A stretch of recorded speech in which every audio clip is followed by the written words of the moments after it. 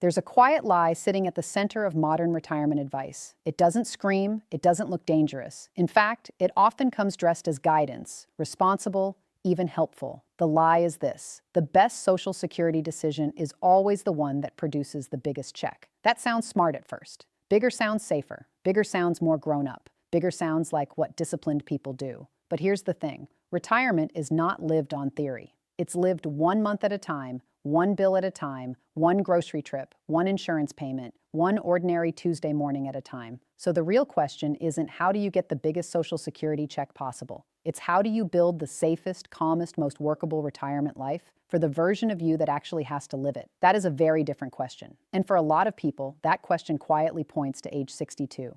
Let me just say, if this content resonates with you, the subscribe button is right there. I never waste my viewers' time. And today, I want to walk you through 7 reasons that can make claiming Social Security at 62 not reckless, not desperate, but completely reasonable. Now listen, I am not saying everybody should claim at 62. That would be lazy advice. What I am saying is that far too many people have been trained to think age 62 is automatically a mistake, when in reality, it can be the smartest move in the room, depending on your life, your health, your savings, your spouse, and your stress level. I want you to imagine your retirement in 2 parts, not one big number, 2 distinct piles. Pile 1 is income that shows up no matter what. Pile 2 is your savings. Most people spend years staring at pile 2. They obsess over the account balance, the market return, the dream number. Meanwhile, pile 1 quietly decides whether they sleep well at night. That matters more than most people realize, because savings can move, markets can fall, expenses can creep, a roof can leak, a car can fail. Your body can nudge you into slowing down before you plan to. But income that arrives every month creates a rhythm. It creates breathing room. It creates options. Let me show you what I mean with 2 people. Robert is 63. He spent most of his career as a maintenance supervisor for a public school district. He and his wife live in a paid-off brick house outside a mid-sized town. Their savings are modest, about $186,000, between an IRA and a small brokerage account. Not flashy, not the kind of number people brag about. James is 64. He worked in regional sales management. He did well. He has about $912,000 saved, a larger home, and a lifestyle that from the outside looks more secure. He has the nicer car. He has the larger investment statements. And yet James checks his accounts constantly. He feels a quiet pressure every time the market dips. He delays spending on simple things because he does not trust the future. Robert claimed Social Security at 62. James plans to wait until 70 because he has heard that is what smart people do. But Robert's monthly bills are low. His house is paid off, and his smaller check covers a real chunk of life right now. James, on the other hand, is paying higher property taxes, higher insurance, and carrying more lifestyle weight than he admits. So who feels safer? The man with less saved, but more monthly certainty, or the man with more saved, but more exposure? That is why I keep saying this. It's not about who has more saved, it's about who has more certainty. And if you miss that, you can spend years chasing a bigger number while your actual peace quietly slips away. The first reason age 62 can make sense is simple. It can protect your savings at the exact moment your savings are most vulnerable. Think of your income floor like the foundation of your house. Strong, underground, invisible, but holding everything up. Your savings are more like the furniture. Important, yes, but not what keeps the roof from collapsing. The early years of retirement are tricky. This is when a lot of people start pulling money out of investment accounts for the first time. And if the market happens to be down at the same time, your withdrawals do extra damage. That is called sequence of returns risk. But all it really means is this: bad timing can hurt a good plan more than people expect. If claiming at 62 lets you take less from your IRA for 5 or even 8 years, that can matter more than squeezing out a bigger Social Security check later. You are not just collecting a benefit. You are reducing pressure on your portfolio during a fragile stretch. That is not emotional. That is practical. And practical wins in retirement. A lot of people hear that and say, yes, but the check is permanently reduced. True. But retirement is full of trade-offs. If a smaller guaranteed check today helps preserve more invested money for tomorrow, you have to count that too. Too many people look at the Social Security amount in isolation. Real life does not work in isolation. Here's a question. If you had to choose between more money or more certainty, which would it be? Keep that in your head as we go, because that one question quietly explains why age 62 is often dismissed by spreadsheets and embraced by real people living real lives. The second reason is one people avoid because it feels uncomfortable. Health matters. Longevity matters. Family history matters. Imagine your benefit like a faucet. Behind that faucet is a pipe, one you've been filling your entire working life. Every paycheck, every tax contribution, it all builds pressure in that pipe. And if you wait too long to turn it on, some of that water never reaches you. It just stays in the pipe, unused, gone. No refunds, no second chances. Now, none of us knows exactly how long we will live, but pretending health does not matter is not wisdom. It is denial dressed up as discipline. Now, let me be clear. This is not an argument for panic. It is an argument for honesty. If your body has been whispering to you for years, do not force it to shout before you listen. If your work is wearing you down, if your stamina is slipping, if every extra year feels heavier than the one before, age 62 may be less a shortcut and more a release valve. The third reason age 62 can make sense has to do with marriage, and this one is quietly powerful. Think of Social Security not as an endpoint, but as a safety net, one you paid into your whole life, one that's designed to catch you when you need it most. In a marriage, that net is not just about you, it is about both of you. Sometimes the lower-earning spouse claiming at 62 while the higher-earning spouse delays can be a very smart blend. Why? Because it brings income into the household now, while allowing the larger future benefit to keep growing. And that larger benefit matters even more because of survivor rules. When one spouse dies, one check disappears. The bigger remaining check is often the lifeline. That means the higher earner delaying can protect the survivor later, while the lower earner claiming early can support the household sooner. That is not a one-size-fits-all plan, but it is a real plan. And for many couples, it works better than both spouses rigidly waiting just because waiting sounds sophisticated. Here's a question for the married folks. Have you and your spouse ever actually talked about what happens if one of you is gone? Most people don't want to touch that conversation. I understand that, but retirement planning gets better the moment you stop pretending both people will always be there in the same way, with the same health, for the same number of years. A lot of couples plan for the happy version of retirement and quietly ignore the fragile version, the widow's version, the widower's version, the version where one income disappears but most of the bills do not. When you look at Social Security through that lens, claiming decisions get a lot less theoretical. They become deeply human, which is exactly what they should be. The fourth reason age 62 can make sense is that your smaller check may already do the job it needs to do. Imagine walking onto a car lot. Every vehicle has a sticker price. Bold, official, intimidating. It looks final. It looks like the number that matters most. But nobody buys a car based on sticker price alone. They look at the payment, the fuel, the insurance, the fit. The delayed benefit at 70 is a little like that sticker price. It is real. It is bigger. It gets all the attention. But the real question is not whether the bigger number exists. The real question is whether you need it in order to live well. If your essential bills are already modest, if you have a small pension, if your house is paid off, the age 62 check may cover more than you think. This is where people miss the value of a pension too. A pension is not just some extra money. It is part of your income floor. It is one of those quiet supports holding up your life every month. If you get even a modest pension and you combine that with Social Security at 62, your need to wait may shrink in a way that calculators do not emotionally capture. Robert understood this. His school pension was not huge, a little over $1,050 a month. But pair that with his Social Security at 62, and suddenly the lights stay on, the groceries get bought, the gas tank gets filled, and the checking account stops feeling like an emergency room. James had no pension. More savings, yes, but less guaranteed monthly support. That matters. What do you think? Are most people actually behind on retirement, or are they just measuring it wrong? That question matters because a lot of people are not poor in the way they think they are. They are measuring themselves against giant savings targets while ignoring the quiet strength of income, a paid-off home, and a simpler monthly life. The fifth reason age 62 can make sense is because retirement expenses are almost always stranger than expected. Inflation is like an ice cube in the sun. It doesn't melt all at once. It creeps, it nudges, it slowly raises the cost of everything around you. Your groceries, your insurance, your healthcare, your home repairs, your travel, your taxes, it all quietly shifts. Now add the years between 62 and full retirement age. A lot can happen in that space. You may need private health insurance before Medicare. You may help an adult child. You may replace a car. You may pay more for prescriptions. You may discover that the retirement budget you wrote on paper had very little to do with the retirement life you actually live. This is one of the strongest practical arguments for claiming at 62. Cash flow now can absorb shocks now, not later, now. And if you are pulling every dollar from savings while waiting for a larger benefit, those shocks can force you into bigger withdrawals at the exact wrong time. A smaller guaranteed check arriving each month can quietly take the edge off all of that.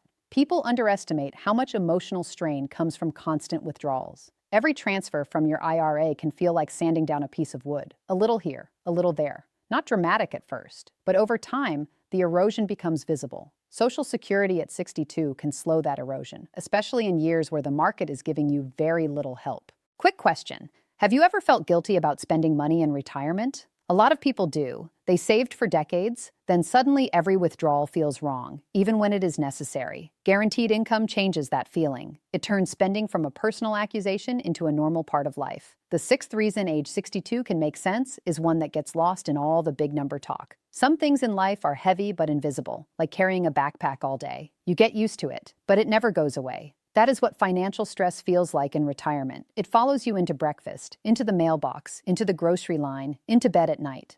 A lot of people think the best claiming strategy is the one that produces the most lifetime dollars on paper. But paper is not where you live. You live in your nervous system. You live in your habits. You live in the way you talk to your spouse about money. You live in whether you feel allowed to replace your tires or fix the bathroom without spiraling.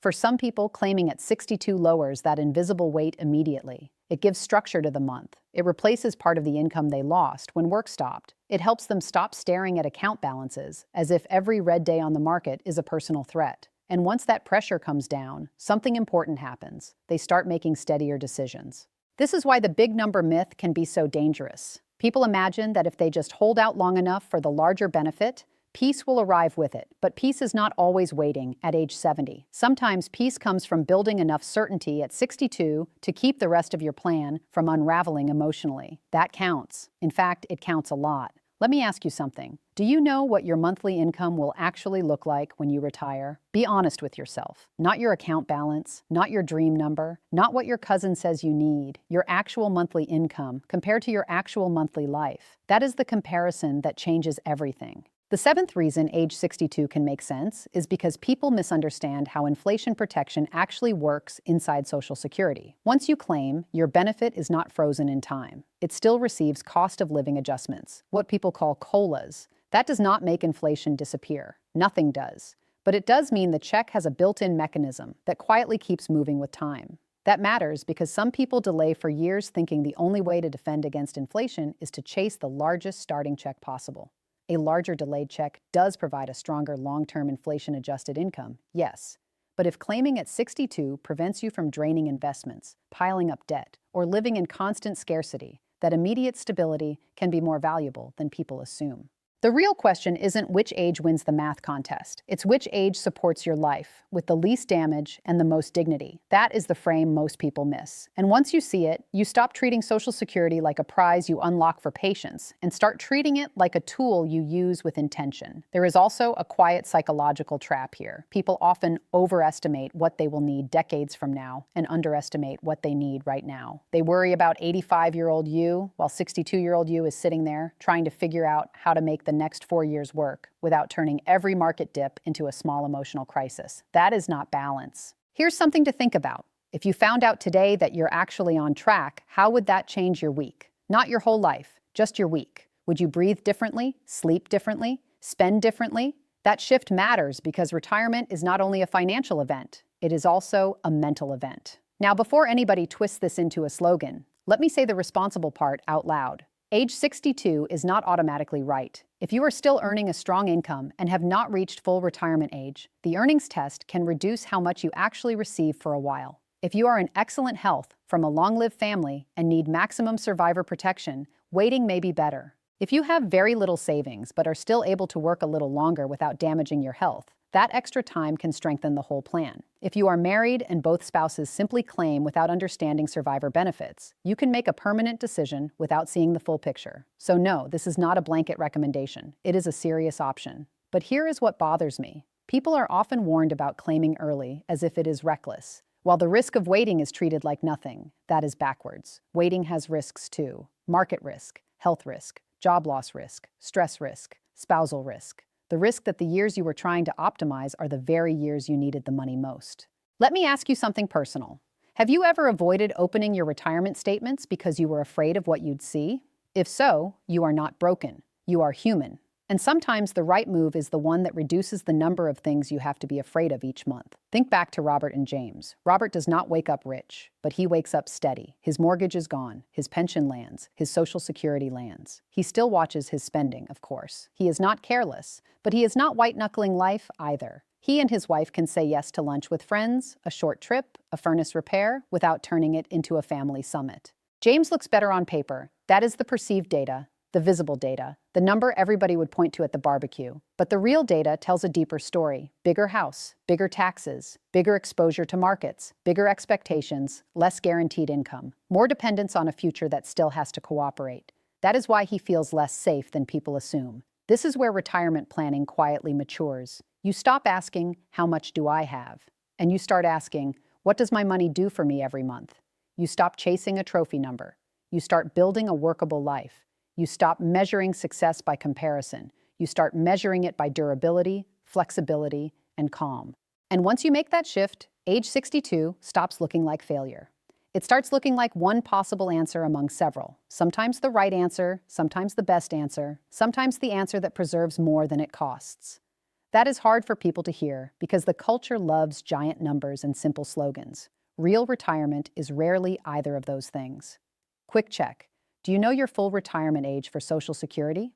Most people don't. And that matters because when we say 62, 67, or 70, we are not talking about magical birthdays. We are talking about trade-offs. At 62, the monthly check is smaller. At full retirement age, it is larger. At 70, it is larger still because of delayed retirement credits. But bigger later is not automatically better now. It depends on what those waiting years ask of you. Can your savings handle the withdrawals? Can your stress handle the uncertainty? Can your job handle your body? Can your spouse handle the plan if you are gone first? Those questions matter just as much as the benefit chart, maybe more. Let me give you a simple framework you can use right away. First, add up your essential monthly expenses. I mean the boring stuff. Housing, utilities, food, insurance, transportation, medication, taxes. Do not build your plan around fantasy spending. Build it around the life that quietly shows up every month, whether you are excited about it or not. Second, figure out how much guaranteed income you already have without touching savings.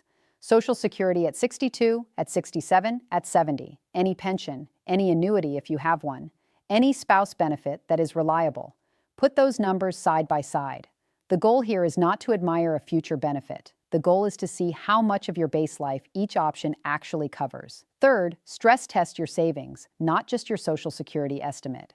Ask a blunt question. If the market drops hard in my first 2 years of retirement, how much will I have to withdraw if I wait until 67 or 70? Then compare that to what happens if you claim at 62 and reduce those withdrawals. This is where age 62 often starts making quiet sense. Fourth, have the survivor conversation if you are married, not the polite version, the real version. If one of us dies first, what income disappears, what bills stay, and which Social Security strategy protects the one left behind? That conversation is uncomfortable for about 10 minutes and valuable for years. Avoiding it helps nobody. Fifth, look at your health and your energy honestly, not fearfully, honestly. Can you keep working without harming yourself? Do you want to? Does your job still fit your life? Are you delaying because it truly helps your plan, or because waiting feels morally superior? That last question is more important than it sounds. A lot of people confuse suffering with wisdom. I want to ask you this. If you could go back 10 years, what would you do differently with your retirement planning? Most people answer that question with something about saving more. But a lot of them, if they are honest, would also say this. I wish I had understood income sooner. I wish I had stopped obsessing over the giant target and started planning around the monthly reality. There is another quiet truth here. Once you claim, you are not declaring defeat. You are making a timing decision, that is all. A tool decision, a cash flow decision, a risk management decision. The culture around retirement loves to turn every choice into a verdict on your intelligence. Do not let it. Your claiming age is not a personality test. And do not let anybody shame you with the phrase, you'll lock in a lower benefit forever, without asking what waiting locks you into. Waiting can lock you into more withdrawals, more dependence on a job you are tired of, more vulnerability to market drops, more years of uncertainty, more pressure on the spouse who worries quietly but never says much. Every option locks in something. That is why I keep coming back to this phrase. The question isn't what's the best age? It's what's the best decision for your life right now. Not for a generic retiree, not for a perfect spreadsheet, not for the loudest voice on the internet. For your life, your bills, your health, your marriage, your stress, your actual retirement. Let me ask you, at what point did you realize that retirement planning wasn't just about money? For many people, it happens the first time they stop getting a paycheck. Suddenly, this is no longer a theory project. It becomes emotional. The silence after income stops can feel louder than expected. Social Security is not just money in that moment. It is continuity, and continuity matters. The same way routines matter, the same way a familiar path home matters, the same way a paycheck once mattered. A monthly deposit may seem ordinary from the outside, but in retirement, ordinary is powerful. Ordinary pays the electric bill. Ordinary fills the pantry. Ordinary lowers your pulse. Never underestimate the value of ordinary. If you claim at 62 for the right reasons, you are not settling. You are aligning. You are saying, I understand the trade-off, and this trade-off serves my life better than the alternatives. That is a grown-up financial decision. It may not impress people who worship the largest possible number, but impressing people has never paid a utility bill. And remember, the goal is not to build a retirement that looks impressive from 10 feet away. The goal is to build one that feels stable from the inside. That means looking beyond perceived data, beyond account balances, beyond advice that treats everybody like the same person with the same body, same marriage, same home, same stress tolerance, and same timeline. You are not the same person. Robert understood that. James is still learning it. Robert's smaller pile of savings does not bother him the way people expect, because pile 1, his income floor, does real work. James is still staring at pile 2, still asking it to provide not only money, but emotional security too. That is a heavy job for savings alone. Too heavy for most people, honestly. So yes, there are 7 strong reasons age 62 can make sense. It can protect your portfolio in a fragile window. It can fit a shorter or uncertain health horizon. It can support a smarter spousal strategy. It can pair beautifully with a pension or low fixed expenses. It can absorb the messy surprise costs of real life. It can reduce invisible stress. And it can provide inflation-adjusted income through COLAs while stabilizing your budget now. That does not mean you rush. It means you stop dismissing the option. You run the numbers. You compare the monthly life, not just the future fantasy. You respect the trade-offs instead of pretending one age is always wise and another age is always foolish. Life is rarely that neat. Retirement definitely is not. You don't need perfection to have a successful retirement. You don't need to get everything exactly right. What you need is awareness, clarity, and the willingness to face the real numbers so you can make real decisions. Because when you understand your income, when you understand your expenses, when you understand how your plan holds up over time, something changes. You feel more in control, more confident, more at ease. If this gave you a new perspective, if it made you think differently, even just a little, then subscribe. The more clarity you build now, the stronger your future becomes.